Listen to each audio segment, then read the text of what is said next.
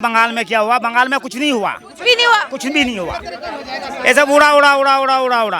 क्या हुआ? 400 हिंदू पलायन कर गए, वो कह रहे बंगाल में कुछ नहीं हुआ। इसे कहते हैं अंधभक्त, इसे कहते हैं अंधभक्त। ममता बनर्जी को बदनाम करने की सब ममता बनर्जी जो कर्म किया है वो उजागर हो रहा है। और बंगाल में मस्जिदों में से अनाउंस किया गया कि हिंदुओं को मारो, तब जाकर के वहाँ के सारे मुस्लिम मिलकर के हिंदुओं के घर पर जो है चढ़ाई की है। अगर आप कहते हैं कि सेंट्रल में बहुत बड़े देशभक्त बैठे हैं तो वो क्यों नहीं बंगाल को सुधार देते, क्यों नहीं राष्ट्रपति शासन लागू करते हैं, वो क्यों फेल हो जा रहे हैं? सिर्फ और सिर्फ ममता बनर्जी इसके लिए जिम्मेदार है, क्यों नहीं पीएम जिम्मेदारी लेते हैं इस चीज के लिए? अरे ममता दीदी, हद मत करो, इंतहा की हद मत करो। अगर नहीं संभल रहा बंगाल तो खाली कर दो, जनता तैयार है सरकार बदलने को। अब आपके बस की बात नहीं। ममता दीदी ने इंतहा कर दिया। जाकर देखिए बंगाल को, जाकर पूछो बंगाल की महिलाओं से, जाकर पूछो बंगाल की बेटियों से, 2-2 महीने के बच्चों को हाथों में लेकर किस तरह से रात में पलायन करने को मजबूर है। अगर किसी घर पर भगवान की फोटो लगी मिल जाती है, उस घर को जला दिया जाता है। अगर किसी गाड़ी पर भगवा झंडा मिल जाता है, उस गाड़ी को फूंक दिया जाता है। अगर कोई महिला मिल जाती है तो उसके साथ अभद्रता कर दी जाती है। बोला कि लोग पलायन कर रहे हैं, टीएमसी के नेता बोल रहे हैं कि पलायन बंगाल से बंगाल में तो कर रहे हैं, देश छोड़ के थोड़ा ना जा रहे हैं। देखिए, पलायन करने की बारी आ गई है। अब टीएमसी को पलायन करना, अरे भैया पलायन भी कहाँ करोगे? बंगाल की सरकार को तो बंगाल के बाहर जगह भी नहीं मिलेगी। बांग्लादेश की कहाँ था और पाकिस्तान कहाँ था? हिंदुस्तान का बीच का टुकड़ा है। बंगाल में जो कुछ हुआ मुर्शिदाबाद में आपको पता है? बांग्लादेश, पाकिस्तान और हिंदुस्तान ये अखंड भारत थे। इनको धर्म के नाम पर बांटा गया था और मुसलमानों को पाकिस्तान और बांग्लादेश दे दिया गया। बंगाल में क्या हुआ? बंगाल में कुछ नहीं हुआ, कुछ भी नहीं हुआ। कुछ भी नहीं हुआ। ये सब उड़ा उड़ा उड़ा उड़ा उड़ा उड़ा। क्या हुआ? 400 हिंदू पलायन कर गए, वो कह रहे बंगाल में कुछ नहीं हुआ। इसे कहते हैं अंधभक्त, इसे कहते हैं अंधभक्त। कितने लोग मारे गए? एक पार्टी को बदनाम करके कैप्चर करके उसको बीजेपी को लाने का विचार है, और कोई विचार नहीं। बदनाम किया जा रहा है सर, ममता बनर्जी को बदनाम करने की साजिश। ममता बनर्जी को बदनाम करने की सब ममता बनर्जी जो कर्म किया है वो उजागर हो रहा है। इलेक्शन कमिश्नर बिक गया, दिल्ली में रहता रहते इलेक्शन कमिश्नर बिक गया। 18 तारीख को उसको रिटायर्ड हो गया और 20 तारीख को सत्ता में आ गया। कैसे आया सत्ता में? अगर दोबारा पुनः अगर गिनती किया जाए तो आरा केजरीवाल ही मोदी करवा रहे हैं मतलब सब। हाँ, तब ये सारे तो इलेक्शन कमिश्नर का खरीद सकता है, तो ये पार्टी तो हमें भी खरीद सकता है। दंगा पार्टी इसके बाद हम दंगा हुआ। तीसरी बार खरीद कर धिक्कार है।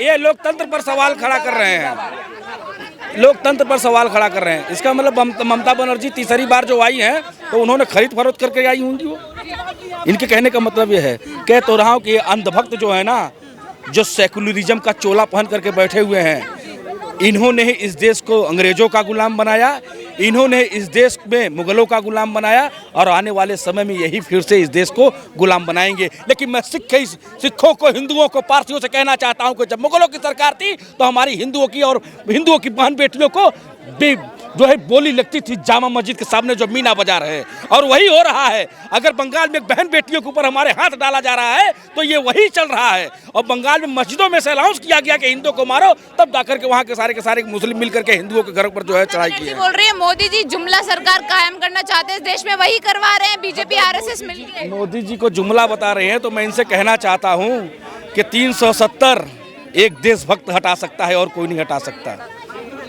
किसी के अंदर दम, ममता बनर्जी आपके अंदर दम है नहीं? वो देशभक्त ये नहीं बता रहा है कि लिथियम प्रोडक्ट जो बैटरी बन रही है, जो नया प्रोडक्ट है, हर कंपनी की डिमांड है। वे 2 जो उद्योगपति उसके फ्रेंड है, उन्होंने ही पार्ट खरीदा है J&K में जाके।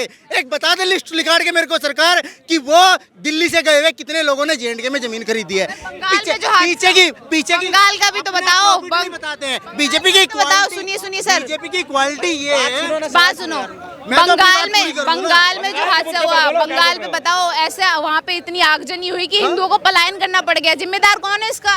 वहाँ के मुख्यमंत्री नहीं ले रही ना जिम्मेदारी। जैसे यूपी में कांड हो रहे हैं, है ना, वहाँ यूपी के हो रहे हैं। इसमें एक चीज बोलना चाहूँगा, अगर आप कहते हैं कि सेंट्रल में बहुत बड़े देशभक्त बैठे हैं तो वो क्यों नहीं बंगाल को सुधार देते, क्यों नहीं राष्ट्रपति शासन लागू करते हैं, वो क्यों फेल हो जा रहे हैं।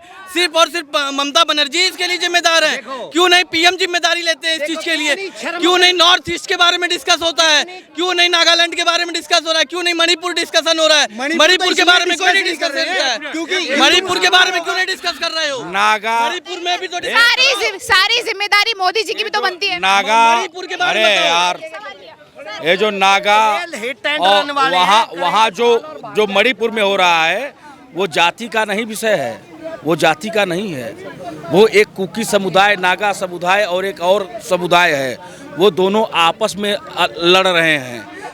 वहाँ राजनीति इसकी नहीं हो रही है, ये राजनीति तो वहाँ हो रही है जो दलित ओबीसी, दलित यादव, ब्राह्मण, बनिया, दलित, ठाकुर, कुशवाहा, पटेल, कुम्हार, धोबी बने हुए हैं। मैं उनसे पूछना चाहता हूँ कि बंगाल में जो 400 परिवार पलायन किया गया है उसमें देखो कौन दलित है, कौन यादव है, कौन धोबी है, कौन कुम्हार है, कौन पारसी है, कौन पासी है, कौन सी जात का है। अब देखो ना, दलित है, सबसे ज़्यादा दलित मारे गए हैं बंगाल में, सबसे ज्यादा दलित और ओबीसी समाज के लोग मारे गए हैं। लेकिन इन बंगाल में जो कुछ भी हादसा हुआ कोई जिम्मेदारी नहीं ले रहा है। ममता बनर्जी बोल रही है बीजेपी करवा रही है इस तरीके का। सरकार आपकी है, अब पकड़ो ना कौन करवा रहा है। वो बांग्लादेश से बीजेपी बुलाई है बांग्लादेशियों को, गोली मारो ना उसको, गोली मारो। अमित शाह पर इल्जाम लगा रहे हैं कि अमित शाह ने घुसपैठियों को पनाह क्यों दी, ये बताओ। शाह ने तो बंगाल को बचा लिया, बंगाल के हिंदुओं को बचा लिया। अगर सेंट्रल गवर्नमेंट वहाँ पर नहीं गई होती, वहाँ बीएसएफ के जवान नहीं गए होते तो बंगाल के हिंदुओं का आज क्या हाल होता। रखना चाहूंगी जी सर, क्या बताएंगे आप जो ये बंगाल में जो कुछ भी हादसा हुआ, ममता बनर्जी बोल रही है हमारी कोई गलती नहीं है, तो सेंट्रल गवर्नमेंट करा रही है, जो गृह मंत्री जो है मतलब अमित शाह जी वो सब करा रहे हैं घुसपैठियों को पनाह देकर। मैडम यह दिवालिया ममता बनर्जी है या सवाल आप दिवालिया होके पूछ रहे हैं, मुझे तो ऐसा ही लगता है। एक बात बताइए, ममता बनर्जी कह रही है ये सेंट्रल गवर्नमेंट करवा रही है। अरे ममता दीदी हद मत करो, इंतहा की हद मत करो। अगर नहीं संभल रहा बंगाल तो खाली कर दो, जनता तैयार है सरकार बदलने को। अब आपके बस की बात नहीं। ममता दीदी ने इंतहा कर दिया। जाकर देखिए बंगाल को, जाकर पूछो बंगाल की महिलाओं से, जाकर पूछो बंगाल की बेटियों से, 2-2 महीने के बच्चों को हाथों में लेकर किस तरह से रात में पलायन करने को मजबूर है। अगर कोई हिंदू युवा सड़क पर चलता दिख जाता है, पत्थर से उसके सर फोड़ दिए जाते हैं। अगर किसी घर पर भगवान की फोटो लगी मिल जाती है, उस घर को जला दिया जाता है। अगर किसी गाड़ी पर भगवा झंडा मिल जाता है, उस गाड़ी को फूंक दिया जाता है। अगर कोई महिलाएं मिल जाती है तो उसके साथ अभद्रता कर दी जाती है। बोला कि लोग पलायन कर रहे हैं, टीएमसी के नेता बोल रहे हैं कि पलायन बंगाल से बंगाल में तो कर रहे हैं, देश छोड़ के थोड़ा ना जा रहे हैं। देखिए पलायन करने की बारी आ गई है। अब टीएमसी को पलायन करना, अरे भैया पलायन भी कहाँ करोगे। बंगाल की सरकार को तो बंगाल के बाहर जगह भी नहीं मिलेगी। बंगाल के लिए ममता दीदी तो बाहर किसी दूसरे राज्य में एक निगम का चुनाव तक नहीं लड़ सकती। तो बोल रही है ममता बनर्जी मोदी जी जुमला सरकार कायम करना चाहते हैं इस देश में, इसलिए सारी चीजें करवा रहे हैं ताकि जल्दी से जल्दी उनकी गवर्नमेंट बन जाए पूरे देश में। देखिए जुमले की बात नहीं है। ममता दीदी जिस मुसलमानों के बल पर राजनीति करती है, उस मुसलमानों को हमेशा पंचर मैन बनाने का काम किया। मुसलमानों का कभी उद्धार और भला करने का काम ममता दीदी ने नहीं किया। एक बात बताइए ना, ममता दीदी ने कितने लोगों को पक्के मकान देने का काम किया बताइए ना, कितने लोगों को रोजगार देने का काम किया बताइए ना, कितने मुसलमानों को के युवाओं को उत्थान करने का काम किया बताइए ना। केवल और केवल वोट बैंक की राजनीति करने का काम किया, केवल और केवल मुसलमानों को डराने का काम किया कि अगर वो आएंगे तो आपको फलाना कर दिया जाएगा। जो कानून पहले क्लियर कर दो कि ये मुसलमान के फेवर में है, हिंदू के फेवर में है कि भारतीयों के फेवर में है, और ये मतलब कटोके बटोके किस सिद्धांत पे काम कर रहा है। सब कुछ गोल मोल खिचड़ी पका दे रहा है। पब्लिक को समझ में तो आ जाना चाहिए ना। तो कभी कह रहा है कि हिंदू पनाहल कर रहे हैं, कभी कह रहा है ममता मुसलमान के पीछे पड़ी है, कभी कह रही है हिंदू मर रहे हैं, वहाँ गाड़ी जल रही है। वहाँ भाई क्लियर करके बताना कि भाई क्या हो रहा है वहाँ। देखिए अब मैं इनको शुद्ध भाषा में समझा देता हूँ। ये कहता है कि मुसलमानों के फेवर में हो कि हिंदुओं के फेवर में हो।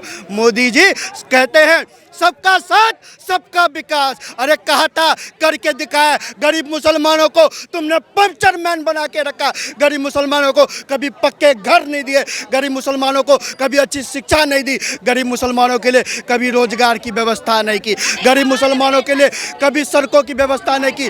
सड़कों के लिए व्यवस्था करने का काम किया मोदी ने, पक्के मकान देने का काम किया मोदी ने, रोजगार देने का काम किया मोदी ने। मोदी कहता है कि मुसलमान का बच्चा पंचर बनाने वाला क्यों बनेगा, साइकिल फैक्ट्री का मालिक क्यों नहीं बनेगा। यही तो चाहते हैं ये लोग कि मुसलमान केवल पंचर बनाने का काम करता रहे और हमारा वोट बैंक बनता रहे। और मोदी ने इनके वोट बैंक पे ऐसी लात मारी है कि ये लोग। सर, जो कानून संविधान के पूरे उसको दायरे को देखते हुए बनाया गया है, उसको ममता बनर्जी बोल रहे हैं हम मानेंगे नहीं, स्टेट में लागू नहीं होने देंगे। क्या संविधान से बढ़ के मानते हैं ममता बनर्जी खुद को? नहीं, संविधान से बढ़ के तो अगर कोई नेता सोच भी रहा है ना, सोच तो हो रही है ऐसा बोल, जो सोच भी रहा है, मैं समझता हूँ देश की जनता को उसको जमीन में गाड़ देना चाहिए।